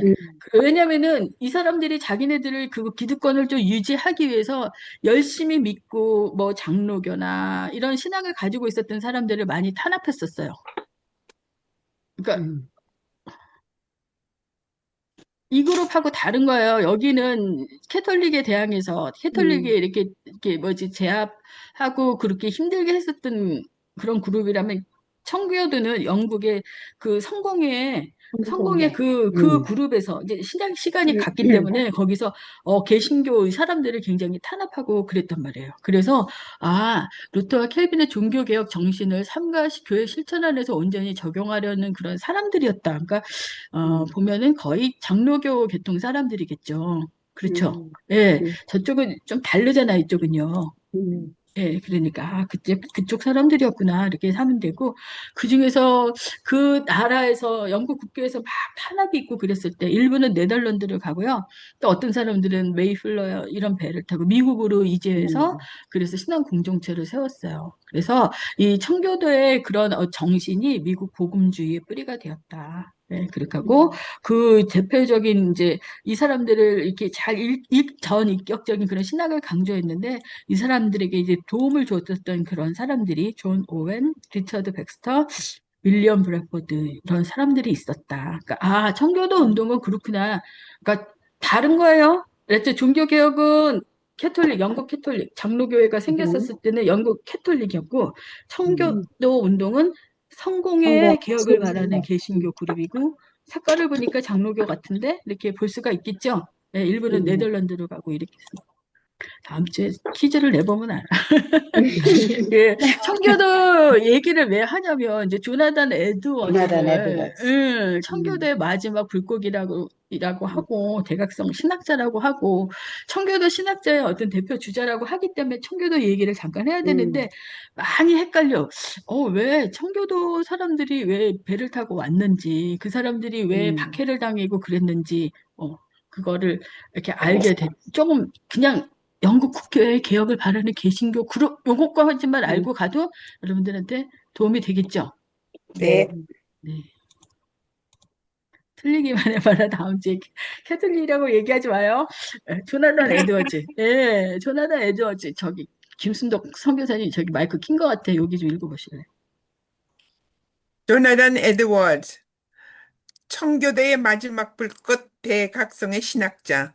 조나단 에드워즈는 미국 역사상 가장 위대한 신학자이자 부흥운동의 중심 인물로 청교도의 정수를 계승한 마지막 위대한 인물, 그리고 미국 신학의 기초를 놓은 사람이었다. 1703년 미국 식민지 커네티컷의 청교도 목사 가정에서 태어나 13세에 예일 대학교에 입학할 만큼 총명했다. 청교도 경건 전통 속에서 자라난 그는 깊은 회심 체험을 통해 하나님 중심의 세계관과 신학을 세웠다. 그는 매사추세츠 놀샘튼턴. 부턴. 로샘프턴에서 목회하면서 성령의 강력한 역사와 회개의 열매를 동반한 부흥의 물결을 경험하였다. 이 부흥은 미국 전역으로 확산되어 제1차 대각성 운동 1730년에서 1740년대 제1차 대각성 운동으로 발전했고 에드워즈는 그 중심에 있었다. 제2차 대각성 운동은 1970년대 후반에서 1840년대 초 중동부, 미국의 중동부 쪽. 예. 미국의 중동부. 음. 그의 가장 유명한 설교집 진노하시는 하나님의 손에 든 죄인은 하나님의 거룩하심과 죄인의 위기감을 선포하여 강력한 회개를 불러일으켰다. 그는 부흥의 정당성을 평가하면서 이성, 감정, 의지의 균형 속에서 진정한 신앙은 성령의 내적 사역으로 이루어진다고 가르쳤다. 예, 청교도 이제 목사 가정에서 이렇게 태어났고요. 굉장히 어렸을 때부터 총명해갖고 잘 이렇게 커서요. 이분은 설교를 이렇게 아침에 일어나잖아요. 아침에 일어나갖고 아침에 한 6시쯤 일어나갖고 한 8시, 저녁 식사하고 한 8시까지 성경만 연구했대요. 그래서 그 주해서나 이런 거 이제 요즘에 나온 책들도 이렇게 읽어보면 기가 막히게 너무너무 잘 썼어요. 어려워서 그렇지. 너무너무. 그리고 자기가 막 이렇게 설교를 이 사람들한테 막 이렇게 교인들한테 설교를 해야 되고 그거를 막 준비하면서 일주일에 그냥 한 열 몇 시간을, 14시간을 그냥 말씀만 이렇게 부여잡고 있었던 거예요. 근데 그 말씀을 이렇게 공부할 때 많이 도움이 줬던 게 누구였을까요? 그러니까 켈빈의 뭐 기독교 강요나 이런 책들이 있잖아요. 그리고 켈빈의 그 사상이나 그런 것들이 굉장히 이 사람한테 도움이 많이 됐던 거예요. 그 대신 그대로 따르지 않고 또 자기 나름대로의 그런 신학하고 연결돼서 조나단 에드워즈의 그런 자기 나름대로의 그런 신학으로 굉장히 이렇게 만들어놨어요. 그러니까 굉장히 사람의 머리도 좋고 그랬는데 하나님의 그 은혜를 체험하고 나니까 그거를 하나님께 드린 거예요. 자기의 그러니까 지혜와 그런 것들을 하늘이 내려주신 지혜 같아. 나는 켈빈이나 또 이렇게 뭐 다니엘이나 켈빈 그리고 또 에드워드 누구지? 그 어거스틴이나 이런 사람들의 그 책과 이런 것들을 삶을 보면 하나님이 주시는 지혜 같아요. 근데 그냥 일반 지혜는 위스덤이나 이런 어떤 지혜인데 하나님이 주시는 지혜는 호크마예요. 여러분만 알고 있어. 다른 사람들한테 가르쳐 주지 말고. 호크마라고 합니다. 호크마. 하나님이 주시는 지혜. 켈빈도 신학교 출신 아니잖아요. 사제 출신도 아니잖아요. 하나님이 부르셨잖아요. 하나님이 부르셨을 때 인문학자가 이렇게 변해갖고 기독교 강요를 5권짜리를 쓰잖아. 그리고 아주 그냥 유럽을 뒤집어 놓잖아요. 아주 그러니까 교회만 뒤집어 놔요. 사회도 뒤집어 놨잖아요. 예. 그렇게 하고 그 사람의 그 영향력이 얼마나 커요. 그렇잖아요. 조지 피필드도 켈빈 팔로우고 조나단 에드워즈도 그렇고 존 넉스 지난주에도 그렇고 보면은 아주 뒤집어 놨잖아요. 예, 그런 것처럼 그런 하나님이 부르셔서 하나님이 주시는 지혜로 책을 쓰고 이렇게 세상을 바꾸는 사람들에게 주시는 지혜.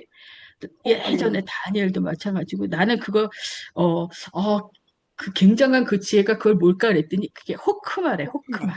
하나님이 주시는 호크마. 호크마. 주석에 보면 호크마 주석 성경 뭐 이런 게 뭐 호크마 어쩌고 저쩌고 호크마라는 이름 이게 붙인 게 많아요. 호크마. 호크마. 다음 하느님 주에 주신 물어보기 지혜. 다음 주에 물어봐야 되겠다. 뭘 그렇게 밤낮 물어본대. 아니 기억을 하는지 못하는지 나는 정말 다음 주가 마지막 이제 이번 학기 마지막인데 아니면은 식당 가서 만나면 물어볼 호크마가 뭐야 이러고 물어볼 게 너무 많은데 정말 큰일 났네. 호크마 여러분만 알고 계세요. 호크마. 근데 네. 그런 조나단 에드워즈한테도 주신 그런 지혜도 그런 지혜가 아닐까 할 정도로 책이 있어요. 저기 저 신학훈련의 위원회 그 방에 보면은 그 십자가 앞에 제가 조나단 에드워즈의 그 책 놨는데 내 책 그 한번 나중에 궁금하시면 한번 읽어보세요. 네. 네. 이제 그런데 왜 이 사람이 어떻게 해서 1차 이렇게 얌전하게 생기고 이렇게 하루 종일 성경만 읽은 사람이 어떻게 1차 대각성 운동의 그 중심에 서 있어? 그것도 궁금하시죠? 말씀으로. 말씀을 그렇게 이제 하루에 14시간씩 이렇게 그거를 말씀을 쪼개갖고 설교로 이 사람은 딴 거 없어요. 누구지? 조지 휘필드는 목소리라도 그지. 이분은 어디 목소리 크게 생겨서 얌전하게 생겨갖고. 그렇잖아요. 근데 가만히 있는데 그 말씀으로 교인들이 변화가 된 거예요. 말씀을, 제 방에 책 있으니까 한번 나중에 한번 가서 보세요. 고린도전서 13장 하나 가지고 이렇게 두꺼운 책을 써요. 그 정도로 굉장히 이렇게 그 말씀을 쪼개고 막 그 은혜 가운데 이렇게 해갖고 그거를 가지고 2시간, 3시간 설교를 했는데 교인들이 변할까요? 안 변할까요? 그래갖고 그 말씀을 듣고 막 교인들이 변하기 시작하고 울기 시작해. 자기 교회, 뭐 놀센틴에 있는 그 교회에서. 근데 그 사람들이 은혜가 너무 충만하니까 말씀으로 변화되고 은혜가 충만하니까 예배 끝났는데도 집에 안 가요. 3, 4, 5 모여서 그 말씀이 어쩌고 저쩌고 막 얘기하고 거기 교회 안에서만 얘기하는 게 아니라 길에 나와서도 우리 목사님이 오늘 무슨 얘기를 어떻게 했는데 그 말씀이 너무나 은혜로워하고 막 거리를 다니면서 떠들고 다니기 시작해. 예. 그렇게 하고 그 다음 주에도 또 귀한 말씀, 그 다음 주에도 또 귀한 말씀 이렇게 해갖고요. 설교 말씀 하나 가지고 여기를 변화시켜요. 우리 목사님이 이번에 무슨 말씀을 했는데 그때 무슨 SNS가 있어요. 뭐가 있어, TV가 있어, 뭐가 있어요.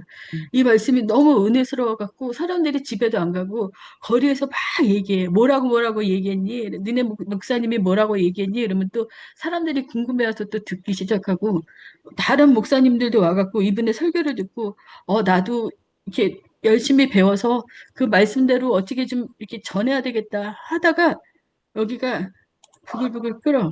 이쪽 동네가. 이 밑에서는 목소리 큰 조지 휘필드가 막 외치고 다니고 막 이렇게 해갖고 열정적으로 설교했다면 이 윗동네에서는 막 그렇게 말씀을 그렇게 사모하고 그 말씀을 쪼개고 그 말씀을 가지고 사람들을 변화시켰어요. 그래갖고 응, 전도사님, 여기 1차가 30년. 1730년인 것 같아요. 한 10년 정도 돼요. 예. 그래서 그렇게 해갖고 여기를 이렇게 한 10년 동안 여기가 시끌시끌하고 부글부글 끓었어요. 그래갖고 이분은 조지 휘필드는 그런 열정적이었다면 이분은 그냥 조용히 말씀을 그렇게 전했어요. 하루에 14시간을 앉아갖고서는 성경 말씀만 두리두리 팔고 그렇게 하고 설교를 했으니 그렇죠. 이런 분이 없죠. 예. 그렇게 하고 굉장히 그 귀한 분이었죠. 그랬는데 자기 어제도 설교 말씀에 하셨잖아요. 자기 교인들이 쫓아내죠. 자기 교인들이 그거 뭐 제시님 투표해서 20대 210으로 해갖고 쫓겨나요. 오히려 감사하다고. 막.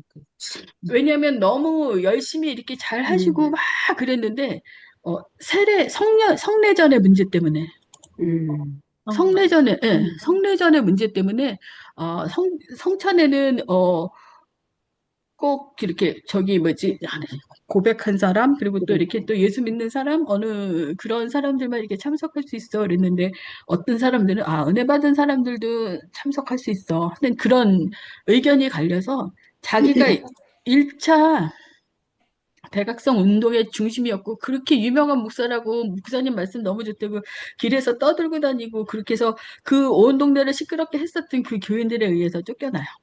음. 그래서 그런 일도 겪어요. 너무 억울했겠죠. 예, 굉장히 억울했는데 여기도 그래도 요거는 좀 하고 갑시다. 에드워즈가 영향을 받은 그런 신학자들. 음.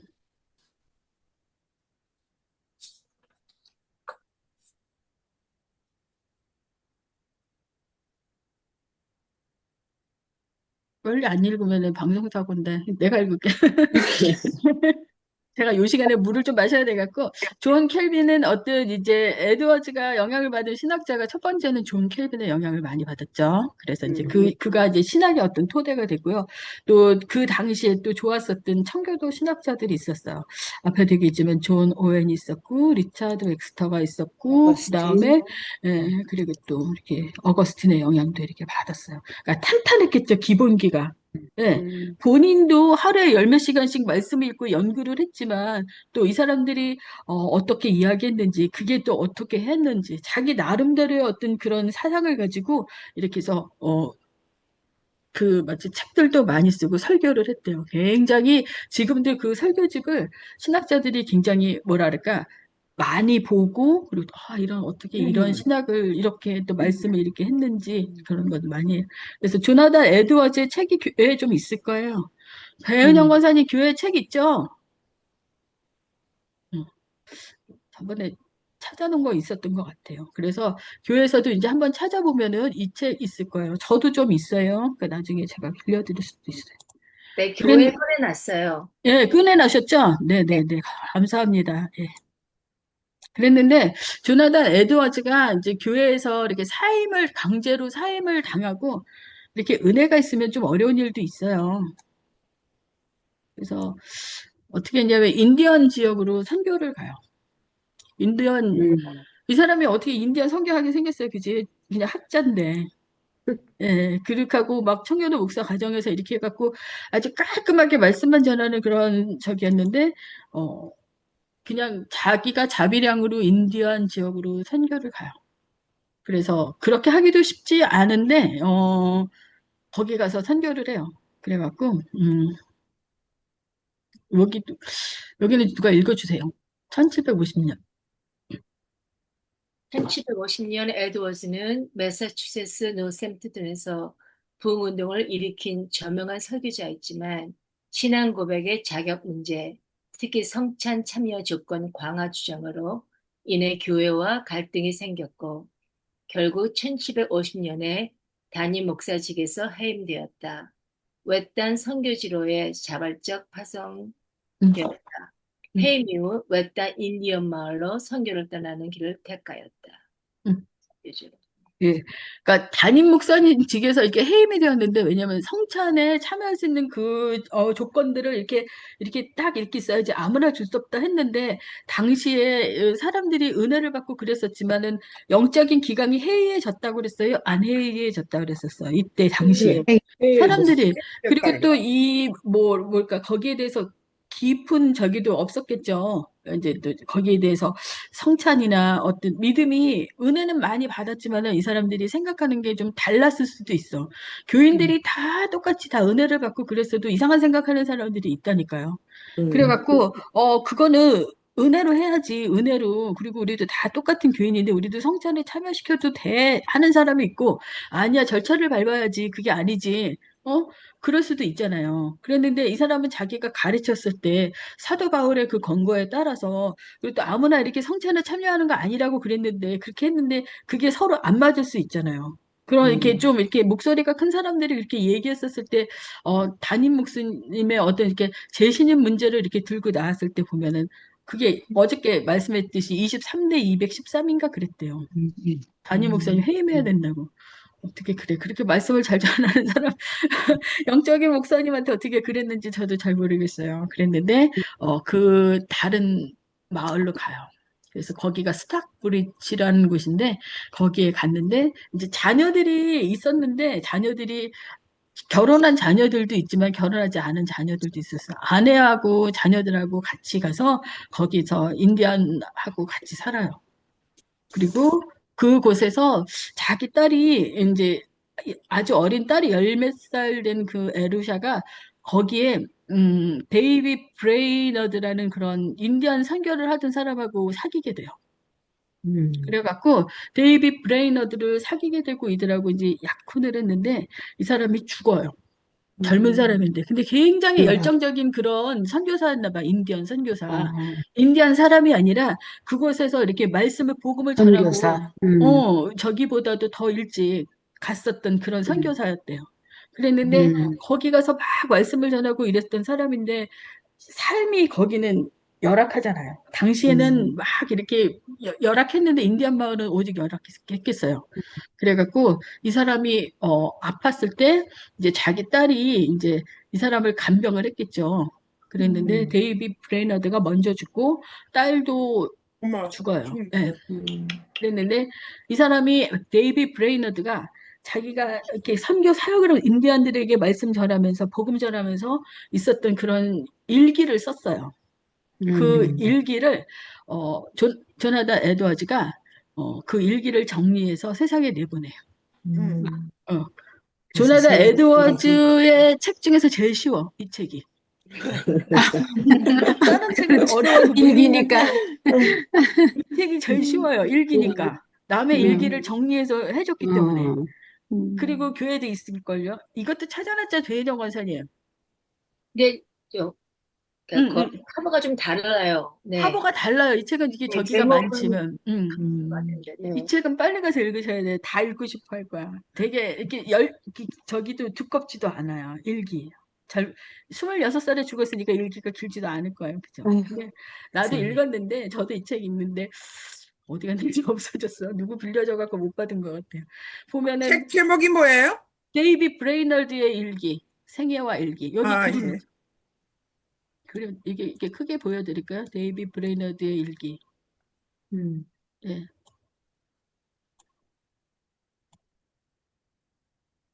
어느 날은 정말 성령의 감동을 받아서 이들에게 복음을 전하고 그렇게 하면서 너무너무 사랑해야 되겠다 막 이렇게 쓰다가 어느 날은 본인이 너무 외롭잖아요. 백인으로서 혼자서 거기 가서 말씀 전하고 이러기가 너무 힘드니까 어느 날은 속으로 이들을 욕했다 막 이런 것처럼 그런 얘기도 있고 어느 날은 성령이 또 이렇게 굉장히 그 터치로 인해서 이들과 함께 예배하고 이런 게 너무 좋았지만 여기를 떠나고 싶었던 그런 일들도 있고 막 그런 일기들을 썼는데 그 일기를 조나단 에드워즈가 잘 정리해서 책으로 나와요. 왜냐면 자기 딸도 죽었고, 그래서 거기에 대한 일기를 써요. 근데 이거 제일 읽을 만하다고 그러잖아요. 읽어볼 만하다고 그러고 이 책으로 인해서 많은 선교사님들이 은혜를 받아요. 이 당시에 이런 책이 없었거든. 예, 선교사의 뭐 일대기나 뭐 인디언 선교를 누가 이렇게 생각이나 했겠어요. 죽여야지. 빨리 죽여야 이 사람들을 없애고 저기로 몰아넣어야지 내가 땅을 차지해야 되는 그런 시기였잖아요. 이 시기는. 그쵸? 그랬을까요? 안 그랬을까요? 그랬는데 이들에게 가서 복음을 전한다는 것 자체도 굉장히 발상의 전환이었지만 그리고 또 이것을 거기 조나단 에드워즈가 거기까지 가서 거기서 또 그 딸이 이 사람하고 교제를 하면서 있었던 그 일기를 이 사람이 죽었지만 거기다 일기를 쓰고 이 대학자가 그렇게 하고 이게 세상에 나왔다는 게 굉장히 좀 저기예요. 그래서 한번 읽어보셔요. 나중에. 그 다음에 근데 여기 가서 살았을 때 얼마나 힘들었을까요? 그죠? 그러니까. 지금도 가면은 굉장히 열악하잖아요. 인디안 선교 같은 데 가보시면 알잖아요. 예, 그랬는데 얼마나 그랬을까요? 본인도 여기서 선교사로 살아야 되는데. 그러니까 이 사람들이 한테 복음 전하고 이 사람들한테 복음 전하고 했는데 삶이 너무 열악하니까 아내도 일찍 죽어요. 거기 이렇게 하고 먹을 것도 많지 않았겠죠. 예. 먹을 것도 많지 않았겠죠. 그러니까 나중에 뭐지 추수감사절 때 보면은 먹을 거 이렇게 저기 인디언들이 이렇게 가져왔을 때 보면은 그렇게 뭐 그런 음식들이었잖아요. 그죠? 예? 뭐 먹는 것도 힘들고 막 그랬는데 본인이 이곳에서 마음의 그런 상처를 가지고 여기서 이렇게 복음을 전하고 그랬을 때 얼마나 힘들었을까요? 근데 인디언들이 조나단 에드워즈가 아프고 막 이렇게 힘들고 막 그랬었을 때 뱀을 5마리를 잡아갖고 와서 우리는 이거를 삶아서 먹는다, 아플 때. 그래갖고 너도 우리가 너한테 뭐 따로 뭐 줄 것도 없고 뭐도 없고 그러니까 이거 삶아서 먹어라. 그래갖고 먹었대요. 그래서 몸이 나았는데 데이비 브레이너드한테도 내가 전에 인디언들이 가져다 준 그거를 먹어본 적이 있는데 몸에 좀 괜찮더라. 너도 한번 먹어보렴 하고 사람이 갖다 줬대요. 근데 그 이야기도 여기 나오고 그래요. 그러니까 생전 안 그렇게 하고 안 살았을 것 같은데 인디언들이 가져다 주는 그런 음식 먹고 그들에게 복음을 전하면서 그렇게 하고 살았던 거예요. 그랬는데 자기 사위가 또 큰 사위가 있었겠죠. 자녀들이 많았으니까 사위가 프린스턴 총장이 됐대요. 그런데 그가 갑자기 사망하였을 때 인디안 마을에서 이렇게 시골 마을에서 이렇게 복음 전파하고 이랬었던 이 사람을 프린스턴 대학에서 이 사람으로 총장으로 초빙을 해요. 거기서 잊혀지지 않게 하나님이 나중에 이렇게 또 이 자리까지 올렸는데, 그래서 이 사람도 많이 이렇게, 많이, 고민하고 갈등했겠지. 와이프도 죽고 그랬는데 이것을 수여행하기 위해서 이제 프린스턴으로 가고, 근데 당시에 이 천연두가 굉장히 유행했었는데, 1758년인데 뭐 접종한 다음에 그 합병증으로 죽었어요.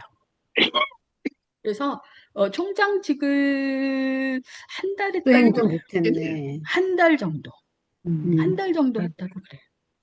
그랬는데 조나단 에드워즈의 그 위대한 거는 영적인 대부흥을 일으키고 이렇게 대단한 책을 쓰고 이런 것도 있지만 그 가운데서도 하나님 원망하지 않고 인디안 마을에 가서 말씀을 전한 거예요. 사역을 감당한 거예요. 사람들이 이 사람의 책을 읽으면 대학자로 오지 인디안 선교를 했었던 그 마지막을 전 기억을 잘 못해요. 뭐 이런 책을 쓴 사람이 하루에 14시간씩 성경 말씀만 읽고 막 그랬는데 선생 같은 사람이 어떻게 거기 가서 살았어? 그랬는데 해임되고 나서 이 마을로 들어간 거예요. 스탁브리지라는 그 마을에 가서 모이칸, 우리 막 이게 영화도 막 봤잖아요. 모이칸의 체험 뭐 이런 영화 있잖아요. 그 같이 살아, 복음을 살아. 그리고 복음을 전했는데 이들이 언어가 다르니까 통역사를 키워. 그래갖고 복음을 전하고 그들을 가르치고 그 자녀들을 가르쳐서 그 사람들을 가르치고 그랬다고 그래요. 그러니까 조나단 에드워즈의 뭐랄까 위대한 점은 저는 생각에 학자적인 것도 있지만 이런 인품이라고 생각하거든요. 네. 그랬는데 하나님이 이제 기억하셔서 그래서 또 이렇게 다시 이제 프린스턴 대학의 총장까지 올렸는데 한 달밖에 못 살았어요. 한 달밖에 못 살았지만 그래도 여러분들 있지 미국의 최고의 가문이 어느 가문이라고 그래요? 돈 많은 가문 말고 카네기. 아니 조나단 에드워즈 가문. 네, 후예들이 제일 잘 됐대요. 네. 미국의 뭐 종교적인 거나 학계나 이런데 아직까지도 지금까지도 그 계보를 따져보면 돈 많은 계보 말고 이 계보를 이렇게 따져보면 조나단 에드워즈 가문이 세상에서 굉장히 많이 저기 하고 예, 축복받은 하나님의 축복. 여기서 그렇게 고생하고 뱀도 먹고 그렇게 하고 막 아파서 예비 사위도 죽고 딸도 죽고 막 부인도 거기서 너무 고생하면서 죽고 그랬지만 이때 신앙의 책도 저술했고 아무도 그 전에까지는 이런 학자가 가서 설교 말씀을 전하고 인디언들을 위해서 통역을 써가면서 걔네들을 가르치고 그러면서 가르쳐주고 복음을 전한 사람이 없었단 말이에요. 데이비 브로이너드가 하긴 했지만 이렇게 대학자가 이런 영적인 부흥을 일으켰었던 이 사람이 가서 여기 가서 이런 거는 생각도 못했잖아요. 이 전에까지는. 그랬는데 예수 그리스도께서 우리를 위해서 이 땅에 오셨고 일단 성육신하셔서 우리에게 가르쳤던 그거를 그대로 실행하고 살았대요. 그래서 에드워즈는 그게 굉장히 우리가 존중할 만하고 그래서 이 가정에 하나님이 은혜를 주셔서 미국에서 최고의 가문이다 그러면은 조나단 에드워즈의 가문이라고 합니다. 네, 알았습니다. 복 예, 많았습니다. 예, 괜찮아요. 자, 보면은 이건 아니었어요. 그랬는데 이제 제가 안유사님 그러면은 1차가 있었으면 2차는 뭔가요? 하고 물어봐야죠. 네, 네. 예, 2차는 100년 후에 2차는 이루어졌는데 너무 재밌어요. 1차는 이렇게 동부 위주로 이렇게 갔잖아요. 예? 이렇게 이쪽에 동부 해안 쪽으로 이렇게 돼갖고 북쪽은 조나단 에드워즈, 아래쪽은 조지 휠필드 해갖고 한번 이렇게 몰아쳤죠. 거의 10년 1차 대각성. 그랬는데 2차 대각성은 이제 뭐 이렇게 오하이오, 시카고, 오하이오 이쪽으로 중동부로 옮겨져요. 그리고 이때는 막 말씀의 부흥이었잖아. 이때는 영적 대각성이 다 여기는 뭐 누구야?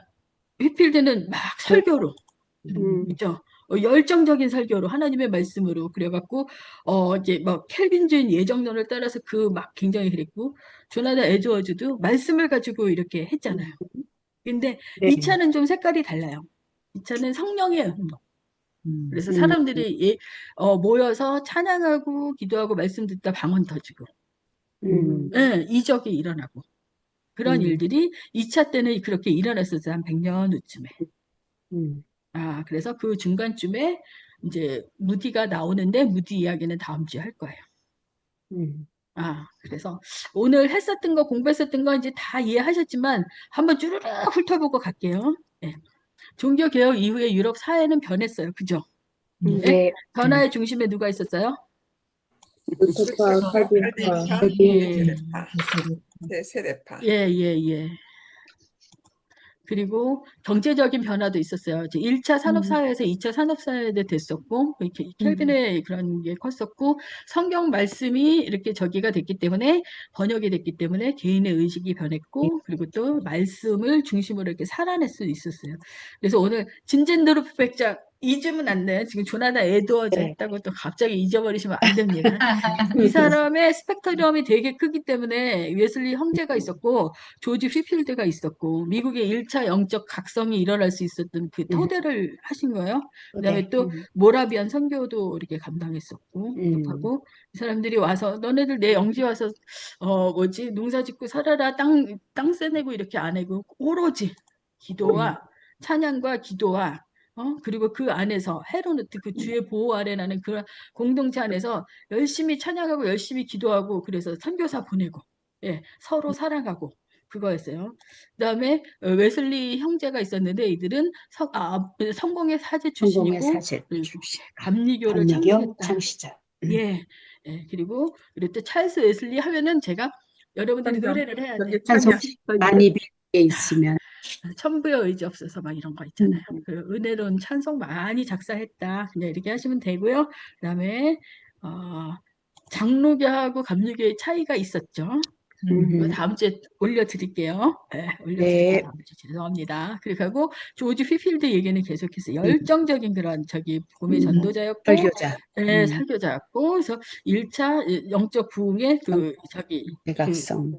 대각성 운동이고 지도 자꾸 나오는 거 보니까 다음 주에 또 물어볼 것 같아. 조나단 에드워즈. 그래서 굉장히 이렇게 또 이 남북으로 해갖고 굉장히 이렇게 대각성 운동의 중심에 있었는데 사임당했다. 이유가 성만찬.